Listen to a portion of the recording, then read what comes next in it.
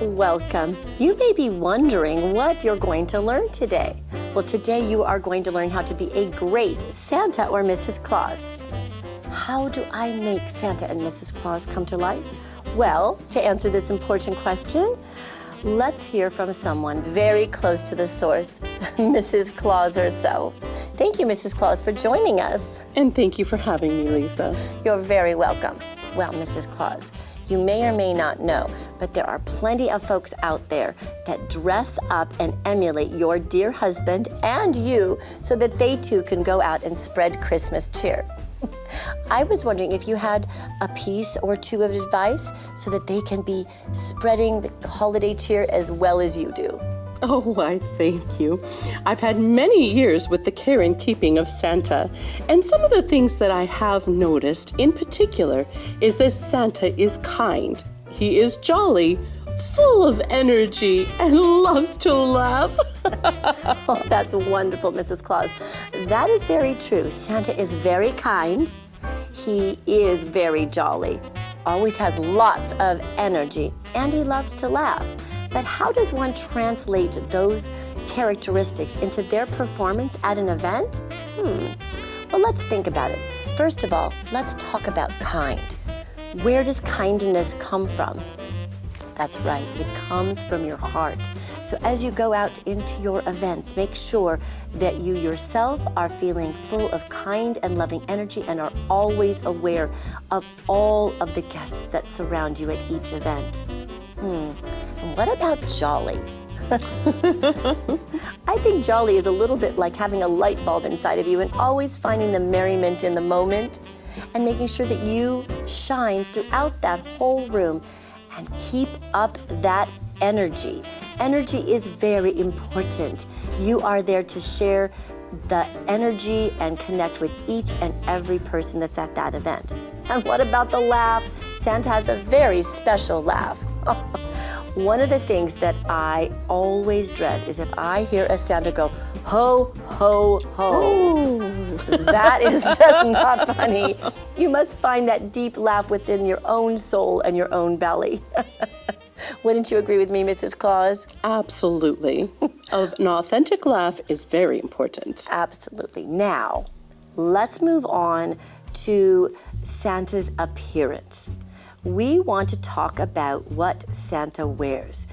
Give us a few pieces of advice about Santa's outfit. Well, before we get into the outfit, there's the most obvious one, Lisa. What's and that? That is Santa's iconic, full, and snowy white beard. That's true. Santa's appearance is always associated with his beard.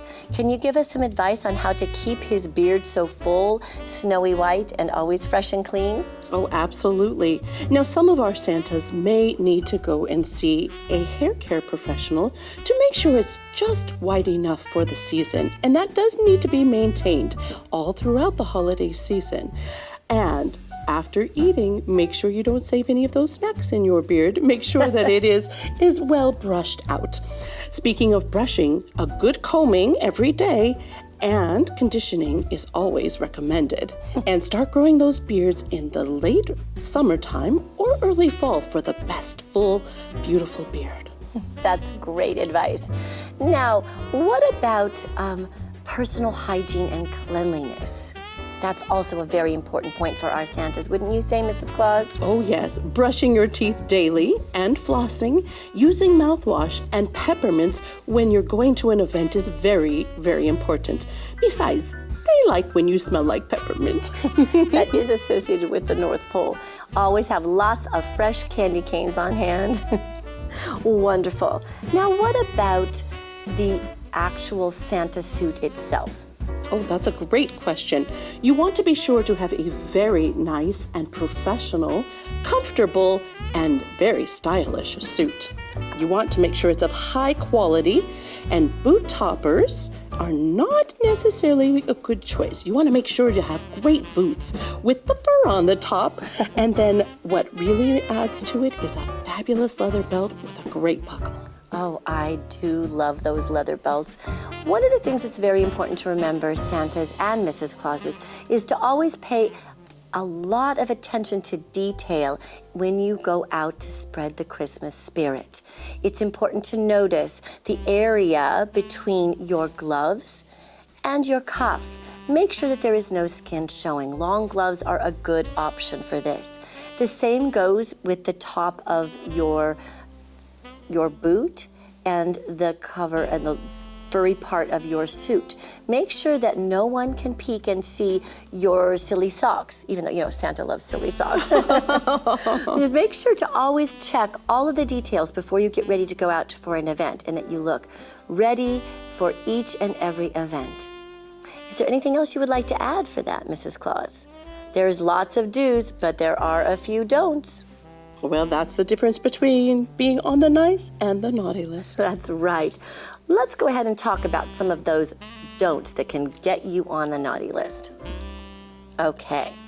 Mrs. Claus and I want to reiterate how important it is that our Santas never have any alcohol or any smoke on their costumes or any time near to any of their events. It is very unprofessional, and it is not the image that we want to portray when we're portraying an iconic character like Santa and Mrs. Claus.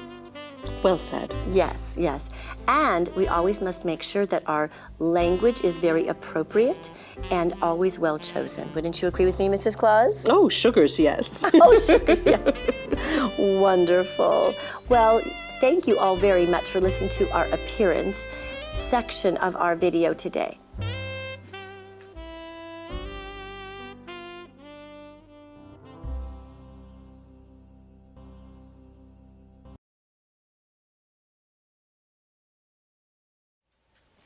Thank you for attending our Santa training video. We're so excited to have all of you Christmas Santas out there going to be joining us for a very successful holiday season. Today, we have Santa Dennis with us, and we're going to talk about some of the most important aspects of being a Santa. First of all, we would like to talk about appropriate physical conduct with a child, which is why my dear friend Raggedy Andy has joined us today, right, Santa Dennis? You bet. He's having a great time. All right, so the first thing we want to talk about is touching the child and an adult only from shoulder to elbow. Shoulder to elbow. Shoulder to elbow. And as you will notice, Raggedy Andy is not straddling Santa Dennis's leg. Santa Dennis, how is Raggedy Andy sitting appropriately on your lap? He's across my lap rather than between my legs. That's right. He is doing what we call a side saddle. Side saddle. That's right. We're doing a side saddle with all of the children. So every time you have a child come up to sit on your lap, you are going to encourage them by gently moving them so that your legs are together, as you can see his are, and the child is side saddled over his knees. Now, one of the things that children always want to do is give Santa a great big hug. That's right. Mm-hmm. So, you bet.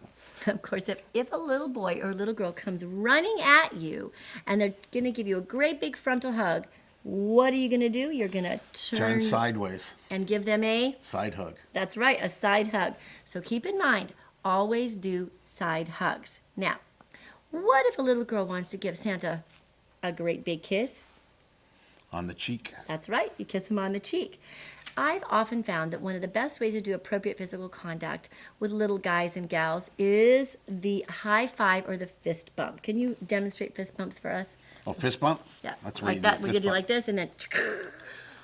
That's right. And, of course, we all know what a high five is. Give me a high five, Santa. Awesome. Okay.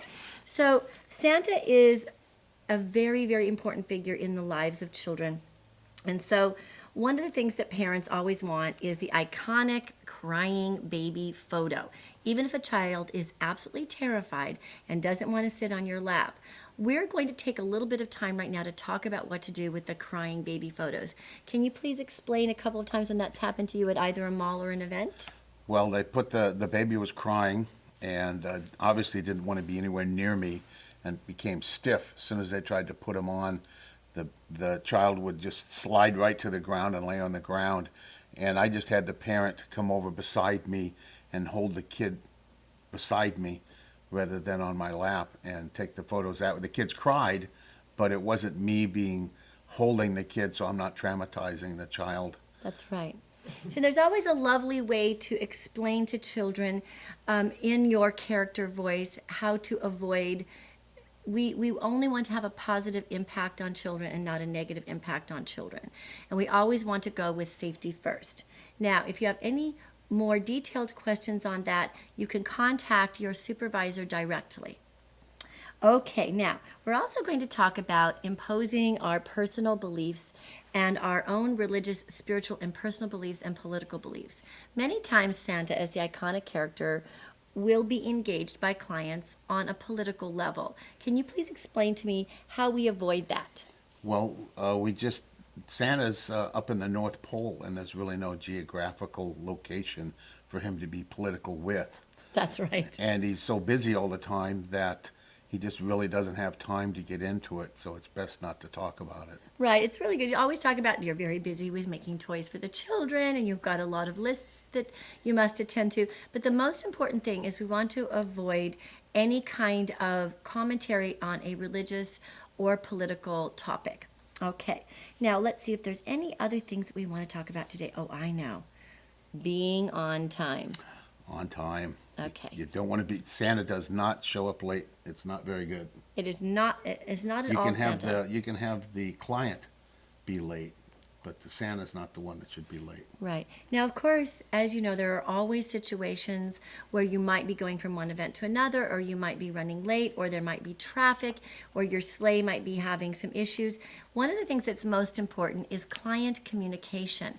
And I'd like to take this time because we're talking to real Santas. These aren't people that are just actors here. These are people that have actually worked in the field of being a Santa. Now, I know personally, because Santa Dennis has worked for our company, that he has actually never been late. But I was wondering if you had been, or if you maybe there was a time you're running a bit behind. How did you handle that? Well, luckily I have Bluetooth in my car, and I call the client and tell them that I'm in traffic and it's going to be cutting it close. I should be there right in time. And if I do have an event that I know in advance that's going to be a close call, then I warn the customer in advance that I might be just showing up right at the last minute. But I will contact them and let them know if I'm running late. That's wonderful. One of the most important things here, Santas, Mrs. Clauses, and elves, is client communication. Make sure that you stay in touch with them, because if you do that, everyone will be more at ease. Thank you so much for joining us today. Thank you.